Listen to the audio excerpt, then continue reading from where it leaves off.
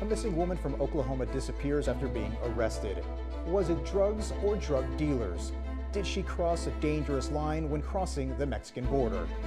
A beloved grandfather and military hero disappears after a bike ride. The desperate call for help in the small town stepping up to bring him home. This is 956 Vanished.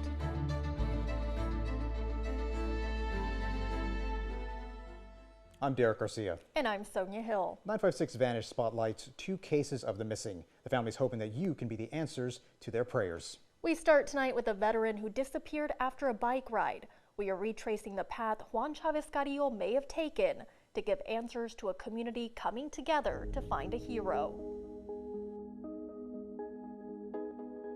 One of 9 siblings, Juan Chavez Carrillo was born and raised in San Benito.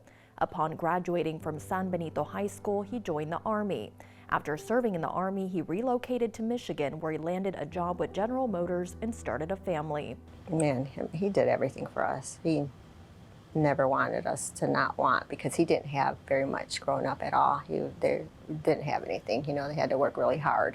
After 30 years with GM, he retired and moved back to San Benito to be closer to family. That's where he and his wife Maria lived for 25 years. The Carrillos have since lived a quiet, peaceful life.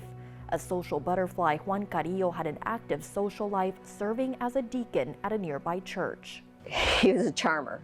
He is a charmer. He loved to talk to anybody. He could have a conversation with anybody and stuff. He was very smart.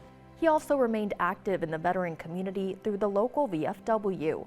But his social life began to taper off as Carrillo's short-term memory began to fail him. He quit doing that because he said that he couldn't remember. He couldn't, remember it, and he was having problems and stuff. And then that's when we found out that maybe he had dementia. Following his dementia diagnosis, his daughter Sue Gonzalez says Carrillo began to change, mentally and physically. He was quite frail. The last time when I started taking him to see physicians and getting him checked and everything, because he did not want to see doctors or anything. He just was totally against it and stuff. And finally I came to visit. He came to me and he said, "Sue, I need help. I need you. He didn't want to die. He needed help." Life began to slow down for Carrillo, and he settled into a slow, comfortable routine with his wife Maria, who became his primary caretaker. His physical and mental limitations kept him from living the kind of life he'd always led. Never went far. He was always like in this area that I'm aware of and stuff, but he would tend to go different places. He had friends that would pick him up sometimes and stuff too, but like I said, he is sneaky. He did not like to be treated like a baby. But that quiet routine that Carrillos had fallen into was about to change. He has this truck that he uses and stuff.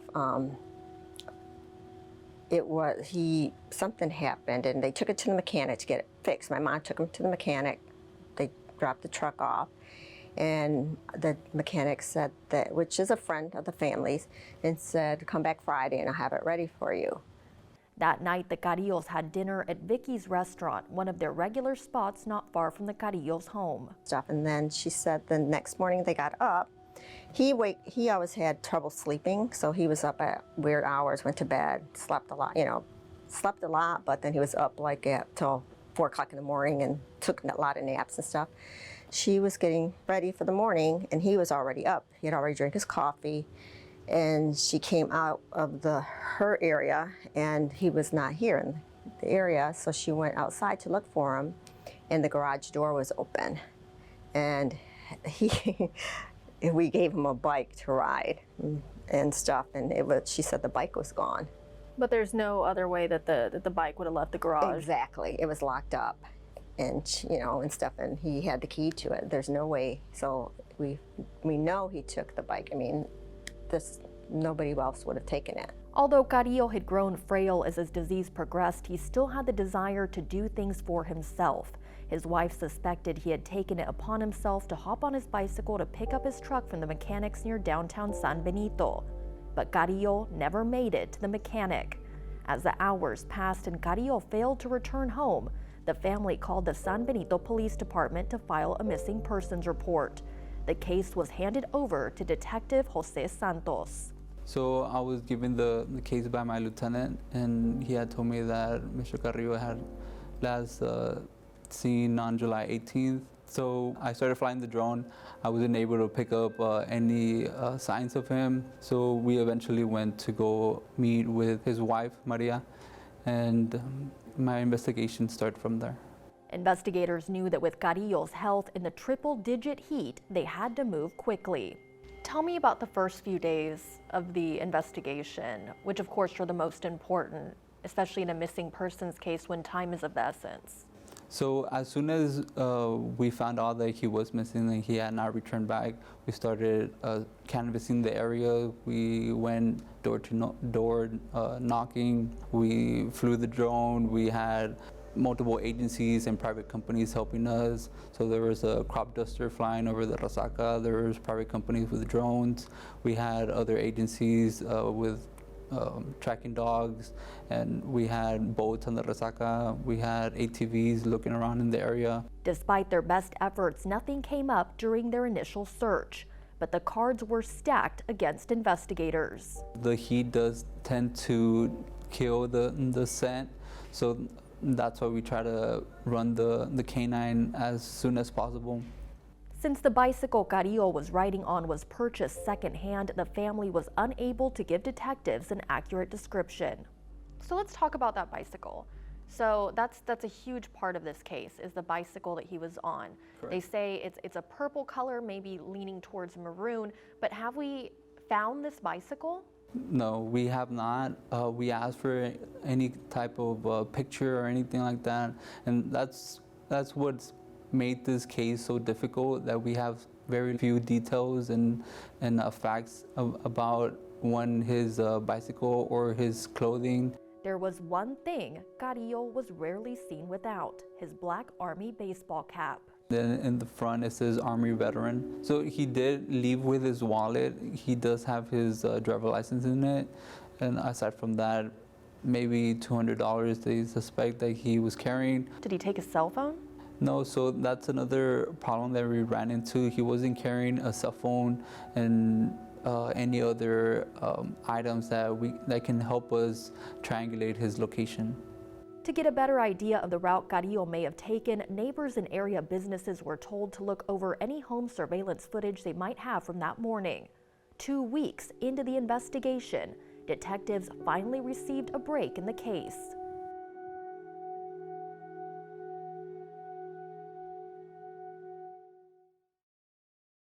On July 18, 2023, 86-year-old Juan Carrillo disappeared in San Benito when he went for an early morning bike ride. After days of searching, police finally received a solid lead: a Ring camera video of Carrillo on his bicycle the morning he went missing. Tell me about the Ring camera footage that you guys got from the police. You guys had been shown multiple different clips that could have been your father, and many of them you guys looked at and said, no, that's not Dad. This one, it was grainy, but other ones you could just tell the bike was not the right bike, so we knew it wasn't. And this one, it's like, yeah, that looks like the bike, and that looks his silhouette, that looked like it and stuff like that. So we were almost confident that that was him, and that was on that morning that it was taken. And how did it feel that day when you watched the video and realized it's Dad? Well, there was some kind of hope there, okay, he can ride a bike, and that was him, so he was that way and everything, but where did he go from there, we don't know. And they could not find anything after that, and I don't think that there has been that many tips after that. There's just nobody knows, a lot of people have checked their cameras and everything, and it's like he disappeared. That's the last time Carrillo was seen. So we've received quite a few tips, and we investigated every tip, but it didn't lead us to anything crucial into this investigation. Hopefully after people see this special, more tips can come in, because I know someone must have heard something, seen something, and we're just asking, hopefully the community can help us out. San Benito is a close-knit community, and we just hope that someone can come forward and give us that crucial lead to help us bring Carrillo back. As the case grows cold, Carrillo remains top of mind for many people in San Benito, including neighbors like Bethany Niebers. I literally had a knock on my door, and I was handed a flyer and asked if I had seen anything. And I was doing yard work, and I immediately stopped doing yard work, got in my vehicle, and literally started driving around, and I have not stopped. Niebers is using her free time to continue searching. I will take pictures. I drive around neighborhoods. I look for any clues, just out fishing, you know, getting to know the people out there, bringing awareness, passing out flyers, and I just keep talking about it. I won't let it go. I'm like a dog with a bone. We need answers. We need to bring them home. You know, and that's what I do. I literally drive around each and every day. I mean, I make an effort each and every day. And could you imagine if everybody did that? Never losing faith that her neighbor will someday be found.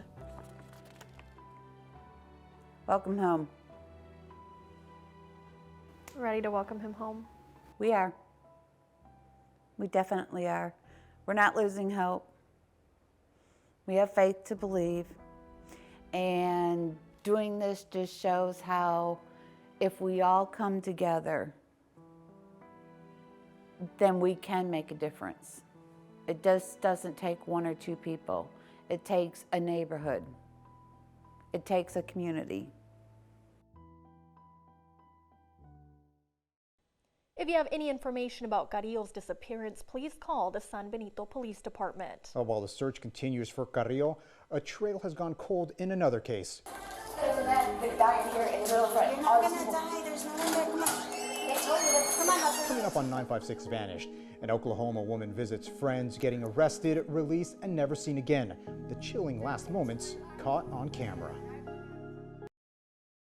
The family of a missing Oklahoma woman believes her history of substance abuse may have got her caught in a deadly situation with drug runners. And no matter her past, they're praying that you can bring her home.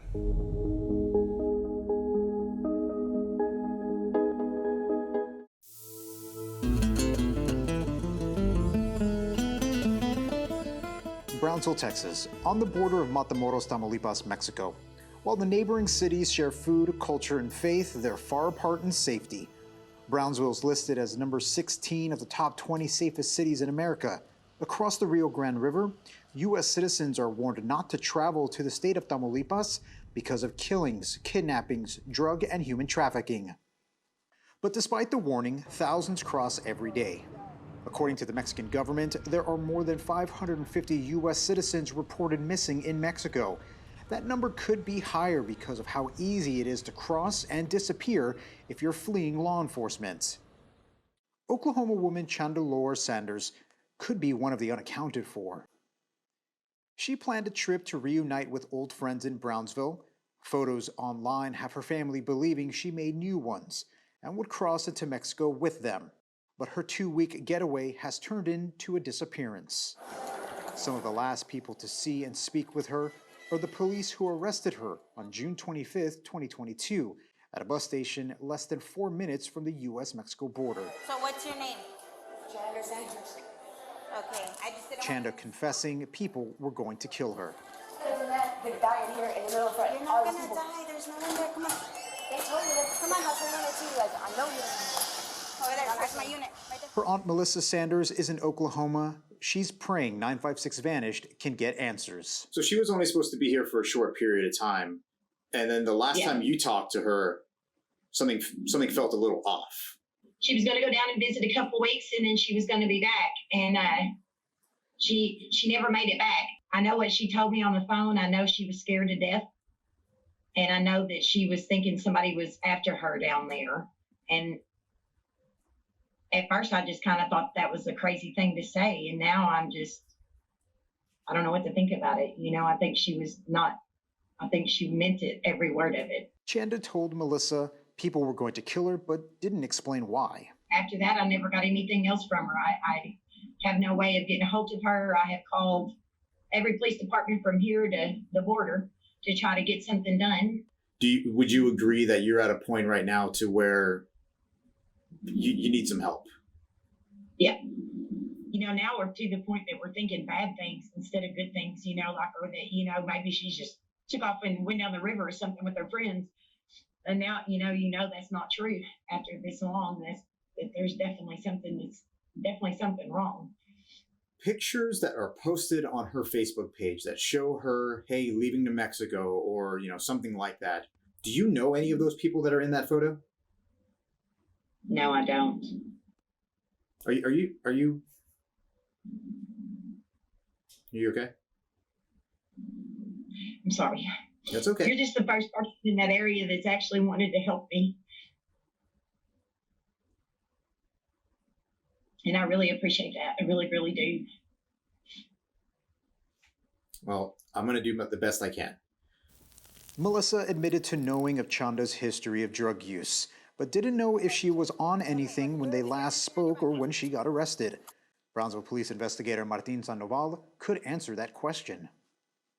Well, we're going to start off on June 25th, 2022. At about 1:30 p.m., officers made contact with Miss Sanders. Apparently, she pressed the fire alarm at Chuck E. Cheese because she wanted help. She said that there was people following her, there were vehicles following her that wanted to kill her. So she started saying that the kids that were playing there were also out to get her and to kill her. And all she wanted to do is she wanted to go back to Oklahoma. That's all she wanted to do. The officer gave her a ride to the Brownsville's bus station, and she bought a one-way ticket to Oklahoma, but didn't get on board. Hello, Mom. What's going on? And at around 4:30 p.m., we received a call about a lady acting irate. Realized it was Miss Sanders again. The security personnel there and the people from the bus company were stating that she was yelling that people were out to get her. There was people with guns and they wanted to kill her. And she says, well, I want to go to jail.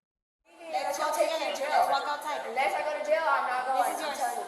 Right now. The officer then explained to her that that's not the right thing to do. Pretty strange when people start asking me, I want to go to jail. No, I'm not leaving until I go to jail unless you take me to jail. That's when she said, well, what if I don't leave and I stay here and I'm not going to go anywhere? Then the officer says, well, at that point, we have to arrest you for criminal trespass, right, which she agreed to. You want me to take you? Let's go. Come on. But since she had nothing in her system, that's why we immediately called Tropical Texas. Booked and photographed. She's charged with criminal trespassing, but where did she go after? During that terrifying call to Chanda's aunt, Melissa, she said that she was sent to Tropical Texas, a mental health treatment center in Cameron County. The arrest report doesn't show that she went to the facility because they do not take people in police custody on weekends. Without proof she was there or taken to a long-term treatment facility, it's hard to find out where the trail takes us. In missing persons cases, tracking someone's social media and financial footprint can help find someone. Financially, Chanda didn't hold a steady job at the time she disappeared, and she was working as a bartender at the Kraken on South Padre Island. So I spoke with one of the employees who talked to the owner, confirmed some stuff. One, yeah, they did confirm that she worked here, and then she left unexpectedly. She was starting to plant some roots, but where she wandered, that's the question we're trying to answer. Chanda stretched her money. While living in Oklahoma as a Native American, she would receive federal government checks through the Bureau of Indian Affairs. Her aunt Melissa says that those checks have not been cashed. Without any leads from her financial footprint, 956 Vanished is going on foot, printing flyers and taking them to shelters she might be going to for places to sleep and food if she's laying low, and tracking her social media accounts. But she said that the cartel had a hit out on her. When we return, a TikTok post is made to bring in new leads. And one of the last people to see Chanda alive may have an answer to where she is and why she vanished.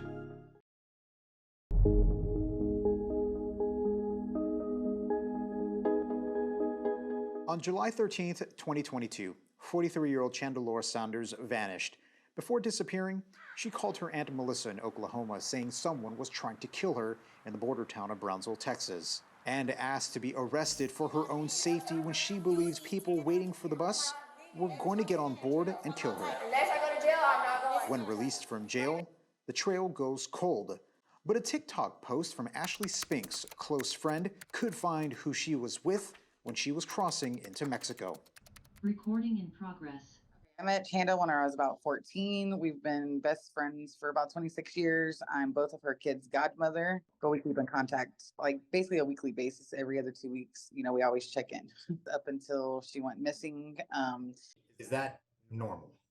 No, I mean, Chanda has been known. She's a little, you know, of a free spirit. She has taken off for about a month or so, but she's never off of social media for that long. Chanda wants to be seen. She wants to be, you know, she wants everybody to know what she's doing. So it's not normal for her not to reach out to someone. What were you hoping to get from that TikTok? Just to get some kind of message, some kind of anything, any kind of hint, any kind of clue, anything about anywhere where she may be. I mean, I do have family down in the valley. I've had them looking, you know, asking questions. Nobody has seen or heard anything about her. The family that is down here, who are they? They're in Laguna Vista. It's my uncle. Chanda was actually living with him with my brother whenever she first came down to the valley. My uncle basically just kicked both of them out because they were partying and coming in at all hours of the night and having people over. And Were they tight? Like were they like good friends? Like have they known each other forever? I mean, he looks at Chanda as a sister. Josh has known her as long as I've known her. There's a photo on her Facebook page. Uh-huh. Which one is he? Are you able to see my computer screen right now? My brother, that's my brother right there. That's your brother? That's Josh. He's in jail right now here in Conroe for driving without a driver's license. So I'm not in contact with him at the moment. Have you spoken to him about where she's been? I have spoken to him. Okay, so what happened was evidently whenever they moved out and everything, they got into a big argument. He said something about like she wanted to date him, but he didn't look at her that way. And that's kind of like how the kind of argument started. And he hadn't heard from her since, and then she got arrested. Here in the middle front. You're not gonna die. There's no one there. Come on. They told you. Come on. I think she was saying just sounded kind of crazy. I felt like there was truth to it. There was some sort of truth in there somewhere, but I didn't know exactly what the truth was. But she said that the cartel had a hit out on her. And she said they had a hit out on my brother as well. And then my brother took his hit and got it put on her. But I'm like, Chanda, I don't know a lot about the cartel, but it doesn't work that way. If they have a hit out on you, it's out on you. So you have to do something also to get a hit put out on you as well. You think your brother might know something? I've asked him and I've asked him and I've asked him. I've had my sister ask him in case he didn't want to tell me something, you know, like he loves her like a sister. I don't see that. Like, I don't. If she is in trouble, what do you hope she does? If you want my gut feeling, I think she's dead, honestly. During the production of this report, Josh has been moved to a long-term jail stay. Josh is sticking to his story and says he doesn't know what happened to her. But in a twist, Chanda's brother reached out to Ashley saying that he received a call from law enforcement saying she is alive, but did not want to be found. Possibly out of fear, there was a hit out on her. While law enforcement has closed her case, Ashley and Melissa are still posting flyers hoping Chanda will come home. If you know where Chanda Sanders or Juan Carrillo are, email investigates@valleycentral.com. For 956 Vanished, thank you for watching.